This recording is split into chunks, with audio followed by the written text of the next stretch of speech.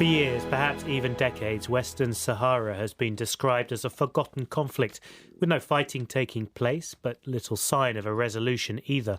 But in the last few months, shots have been fired again, and the status of the area is once again in the headlines. Western Sahara is claimed by Morocco and by the Polisario Front, which represents the Sahrawi people. They both control a slice of the territory, and a referendum was promised as part of a UN-brokered truce in 1991. The Polisario Front's cause is recognised by many around the world, but the balance seems to be shifting, with President Trump recognising Morocco's sovereignty before he left office. I asked the Polisario Front's Foreign Minister, Mohammed Salem Al-Salek, if he was concerned. Now, let me say that the declaration of Trump is a violation of international legality and a violation of the decision of United Nations Security Council and the General Assembly, as well as the International Court of Justice. The United States of America cannot be a judge and party in the same time. This issue is an issue of decolonization, and Western Sahara never been part of Morocco prior to the Spanish colonization. That's the position of the United Nations and also of the United States of America. So now Trump did a mistake by linking the Western Sahara issue to another, which is the relation between Israel and Morocco, which is another case.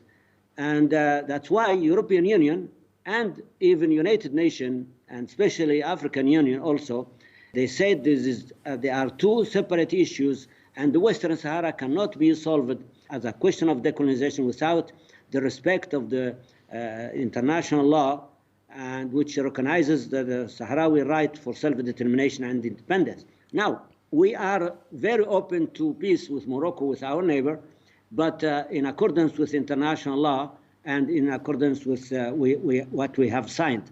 We signed a peace plan.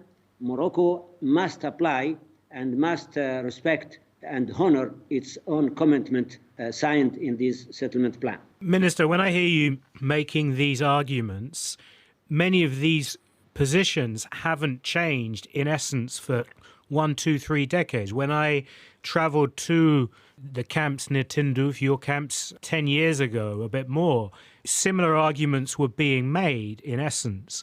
Do you and the Polisario ever feel there's going to be a resolution to this crisis? We are not sure. We are more than sure. We are very, very convinced that Morocco must withdraw and Morocco must end its occupation. But why? Why would, when it's so fundamental to Morocco's image of itself that Western Sahara is its Western territories, that it's part of its own country within its borders, when that's so fundamental to Moroccan political thought, why would they suddenly change now? They have to change, they must change, because, we accept to go through the referendum.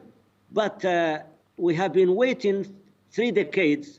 We gave time to time. We cooperate fully with the United Nations. Now unfortunately, we are back to war since 13 of last November, because Morocco didn't honor its commitment.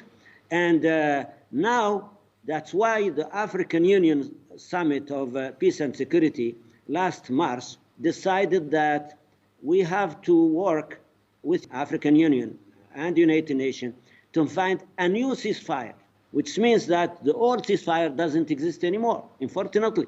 So we are open to discuss, but this time the war will continue until we find a lasting, just solution where Morocco must respect its own commitment. And this issue is an issue of decolonization, This cannot be resolved without the exercise by the people of Western Sahara of their right for self-determination. The thoughts of the Polisario Front's Foreign Minister, Mohammed Salem Al-Salek. We've also had a response in from Howard Achema in Uganda. Howard says Morocco has no legitimate claim to Western Sahara.